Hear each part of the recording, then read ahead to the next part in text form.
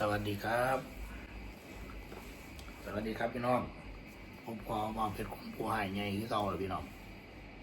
พูดคุยกันช่องบ่เพชรสาวมนต์น้องพี่น้องโอ้ยมันมือบ่ได้เห็นคลิปเลยพี่น้องจนมาคำจนมามืดมื้อนี้ก็พาน้องมนต์ไปตามหาน้องงัวมันจะกินน้องงัวแลนอ้อมมุกดาหารอยู่พี่น้องเลยไปได้ยึดตลาดพรเพชรกับพากันเห็นอยู่เห็นยิ้มเราพี่น้องเลยวันนี้ก็เตรียมค้อนยามน้ำอาบทากับมาเห็ดคลิปกับพี่กับน้องกัน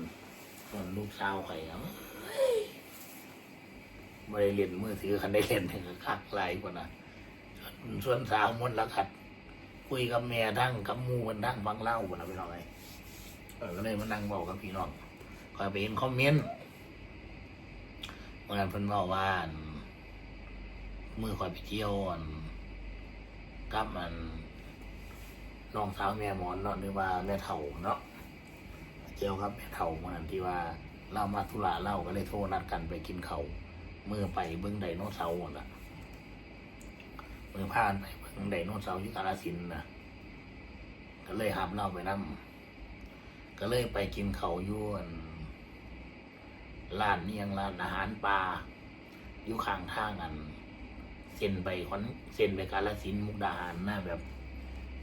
เส้นที่มันไปทางเขาตัดนะเขาที่เขาเจ้าตัดผู้เขาเห็นตอนทางกันเนาะเขาเอิ้นเส้นคำชะอีกาฬสินธุ์นะเนาะก็เลยไปนั่งกินอยู่ร้านอาหารปลาร้านอาหารปลาน่ะก็สั่งนั่งกินมากกับเมื่อก็กินอย่างเนี้ยก็สั่งลาบงัวผัดหมูปลาทอดปีกไก่ต้มปลาคั่งวอนก็จำเขาผิดก็จำว่าต้มเนื้อแล้วก็จำผิดเขาขอโทษนะพี่น้องต้มเพี้ยบ่ต้มเพี้ยลาบงัวตำคุ้งเนี่ยแหละหลายอย่างอยู่มันก็เลยมีแนวสดมันก็เลยมีช้อนกลางมาเนาะ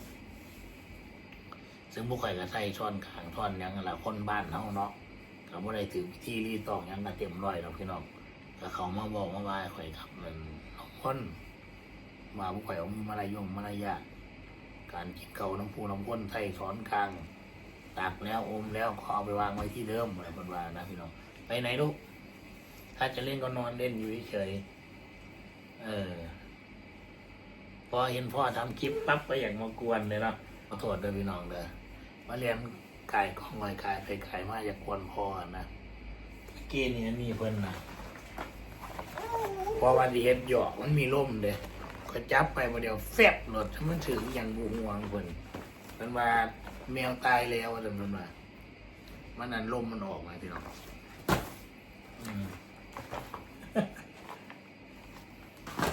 แมวตายแล้วเราพี่น้องเนาะการผู้ใครกินเขาแบบคนมันบ้านเท่าเนาะกับพ่อบ่อยคอยกับน้องมุ่นแบบโอ้ดับคนไล่กันว่ามีมารยาทกันสิถ้าในความดีผู้ข่อยเดี๋ยวบ่มีแล้วนะว่าเขาในมดอาหารเหมือนผู้ข่อยเลี้ยงคนเลยเด้แทนดีสิว่าขันคนบ่อกะทิต่อกันเนาะแทนดีสิที่ว่าน้องมุ่นกับบ่เพชรก็ดีนะ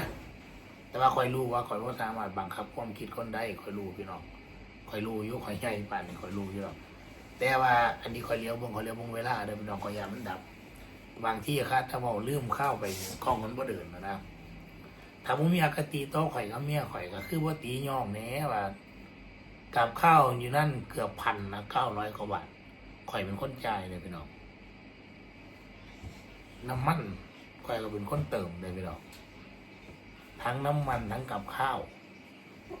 สิ่งที่ผู้ข่อยเฮ็ดให้แม่เฮ็ดให้แม่เฒ่าเฮ็ดให้เพิ่นมีความสุขทางแม่หมอนตักเข้าปากตัวเองแล้วก็เอามาวางไว้ที่เดิมช้อนกลางเขาให้ตักอาหารไว้ในจานส่วนตัวเราจะ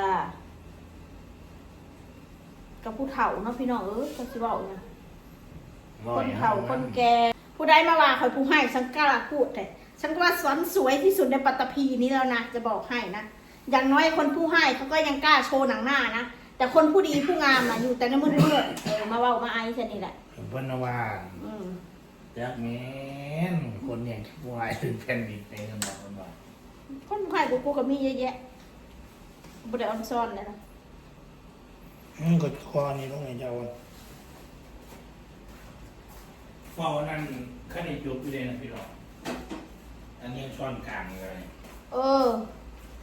เห็นอยู่อีม้อยนี่โชกกระปกขักว่าซะเอิ้นแม่กูเอิ้นอีไผสิสะอาดคือแม่มึงน่ะพอคอยทุบอันนี้ลงอีมอนอีม้อยว่าซั่นเนาะอีสันดานมาโชกกระปกขักว่ะตักข้าวใส่ปากแล้วก็มาวางให้หมูซ่อนเอาเข้าปากแล้วก็เอามาตักอาหารกินโอ้ยคนบ้านนอกคนอีสานคนลาวเฮาก็เป็นจังซั่นแหละบางคนเอามือผุนงุ้มแนวกินน่ะสู้ก็อย่าไปเปรียบเทียบกับคนเขาผู้รากมากดีผู้ก็เจ้ากินแบบผู้รากมากดีสู้ก็อย่าไปเปรียบเทียบอันนี้คนเฮาเขาก็กินคนในครอบครัวเขาบ่ได้ไปกินกับคนอื่นถ้าไปกินกับคนอื่นแล้วฮู้ว่าเจ้าของกินแบบนี้น่ะก็คือสิบ่กล้าร่วมวงนำดอกถ้าสิผู้ดีผู้งามปานนั้นก็ได้อันวันที่ว่าปานว่ากินข้าวหัวมันซอหัวซอจอว่าซั่นซะภาษาอันมีแต่อันใหญ่น้องกันเองกินข้าวน้ำกันสู้ว่าคือว่าสู้กูนี่อยู่ในสังคมใหญ่นี่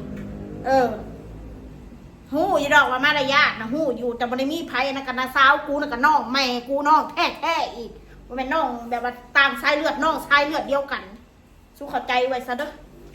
ว่ามาแล้วกูสุนบัดตี้ตัวซื้อนะกินทุกคนกินต้นน้ำมันต้นหยังตัวเฮ็ดให้พี่น้องมีความทุกข์บ่หาเนาะบ่เว้าดอกถ้าแม่นกูไปแดกของคนอื่นน่ะติเว้าโลดบังเอิญนิสัยกูบ่เคยแดกของคนฟรีบัดนี้ทุกอันเนาะว้าวสู้กล้าว้าวมาว้าวใส่ผู้เฒ่าเนาะแม่สู้กับเฒ่าก็สิกินคือกันขี้เหอะกว่าแม่กูอีกกูคิดว่านะแม่มอนน่ะเรากินข้าวถือว่าเราสุภาพแล้วสิบอกไว้ให้สู้ก็อย่าไปมองตีกินซ่อนกลางบ่ซ่อนกลางเราเคยชินในการกินกระบุกกับร้านแบบนี้สิว่าฮัสแตกยังคล้องแบบนี้กันมาเว้าอีสันดานมาคนอีน่ะเบิ่งกะล่านังหนาแม่มึงเนี่ยเด้ออีแกอีเฒ่าอีแกอีเฒ่าแม่พ่อก็แม่งัวเฒ่าบ่แก่บ่กูจังสิมาหาเว้าใส่คนแท้นี่ตายพวกมึงน่ะคนมันนึงมาเขาแม่นไปกินในสังคมบ่ไปกินในงานปาร์ตี้บ่งานคัดสรรงานเลี้ยงงานดองงานวันเกิดหมู่นั่งน้ำกันเป็นร้อยเป็น10เป็น20แบบนี้จังว่าสิเขาอันนี้มีแต่ลูกแต่หลานเจ้าของมันสิเป็นอีหยังละตักกินใส่ปากแล้วเอาจุ่มลงหันมันสิเป็นอีหยังแต่เกิดมากูก็บ่เคยมีดอกซ่อนกลางกูมาเฮ็ดคลิปนี่ล่ะกูมีซ่อนกลางอยู่ใส่มือหามือผมยุบกินแล้วกินน่ะแล้วมันแซ่บความหมายน้องมนต์ละเว้านี่ความหมายคือว่าเฮากินเฉพาะครอบครัวของเฮาบ่ได้ไปกินกับถ้ากินกับคนอื่นก็อีกแบบนึงเขาฮู้อยู่ดอกสถานะแบบใดแบบใดอันสู้อย่าทำเป็นแต่สู้กับผู้หลักมากดีแต่สู้ไรเถอะคนอื่นนี่บ่ฮู้ตะควมโซกปรกโซโคใส่คำโซโคเขาเข้าปากเขาเองแต่ว่าบ่ได้กินน้ำครอบครัวมึงแต่ว่ามึงเดือดร้อนหยังล่ะมันกินยากคนเฮามันบ่เคยกินนะมันเก่งฉะนั้นสิมีคนอื่นเมื่อนั้นข่อยสิไปเว้าให้เราให้ยังแม่มอนแล้วก็เฒ่าเลยภาษาผู้เฒ่าแล้วเราจะเฮ็ดนั่นให้เราเฮ็ดยังหน่อยแล้วเฒ่าแม่กูเราเฒ่าแล้วก็เฒ่าสะอาดชาติคำกับผู้ให้2คำกับผู้ให้กูฮ้อนเนาะกูกระตัดเดี๋ยวกูจะแทงหัวโหลนอยู่ดิกูฮ้อนแฮงกันว่าเคยในข่อยคือกันเลยในบรรดาตระกูลบักอันนี้ก็มีบักอันนี้ละโสโครกโสมงว่าไปค่อยๆตระกูลเขาสู้บ่ได้เห็นได้ล่ะสู้บ่ได้เห็นตระกูลเขาทั้งหมดนะถ้าสู้เห็นเขาตระกูลทั้งหมดเลยสู้แตดโหดกูจะบอกอย่าแตดสู้โหดถ้าสู้เห็นตระกูลค่ะบ่เป็นตระกูลอันมาคอมาแค่นะตระกูลผัวกูนะแล้วก็ตระกูลทางคอกูกับบ่มีมาคอมาแค่น่ะเวียนสุดตะแลโทษยันตะแลโทษถ้าเห็นน่ะถ้าญาติถ้าสิไล่เสื้อใส่ญาติพี่น้องนะเพียงแต่สู้กูบ่อยากซนน้ำพี่น้ำน้องบ่อยากสร้างความเดือดร้อนให้ไผสู้กูมีหน้าที่ทำคลิปก็ทำไปสู้กูบ่ได้อยากยุ่งกับพี่กับน้องถ้าจะไปไล่เสื้อไล่ไม่กระด้ามใส่กันน่ะตีญาติพี่น้องกูน่ะกูย่านสุดแตดโหดมันว้าวดอกบัดเฮาบ่ได้เว้าถึงครอบครัวเจ้าของเจ้าของมาเว้าฮอดพ่อฮอดแม่ฮอดปู่ฮอดย่าว่าเฮาคือแต่แม่นสุดยอดทีเดียวแม่คนอื่นอีปากเน่าปากเสียคนปากเสียแบบมึงน่ะค คนบ่ให้เกียรติคนอื่นเลยสิให้เกียรติหัวมันพี่น้องเอ้ยเวลากูด่าพ่อด่าแม่ขึ้นเลยอย่าเครียดเด้อจำสกโลกเน่าๆไว้ห้ามเครียดถ้าด่าพ่อด่าแม่กูได้ให้กูด่าขึ้นแน่อย่าเครียดอย่าพากันเครียดแม่นไง ไม่แนวเราเคยวายคนบอก บ่เร็วแล้วสิไปว่าใครอีกบอก มันจะย่องกล้ามาน้าบอกหวัง อ้าวเขาพูดมันสันดานหมามันเป็นจังซั่น ระวังเนื้อเขียวร้อยซักกูจำได้เขาแม่ล่าพี่น้องซักพี่น้องFC ดีๆ อ่ะ เขา พี่น้องลาเด้อถ้าเว้าบ่ม่วนบ่สุภาพจะได้ก็ขอโทษขอไปคนผู้ให้ก็เป็นจังซี่ล่ะจ้ะไผสิคือคนผู้ดีน่ะลี่อยู่ในหูพุ่นคนผู้ให้น่ะมันโชว์โลดจ้ะ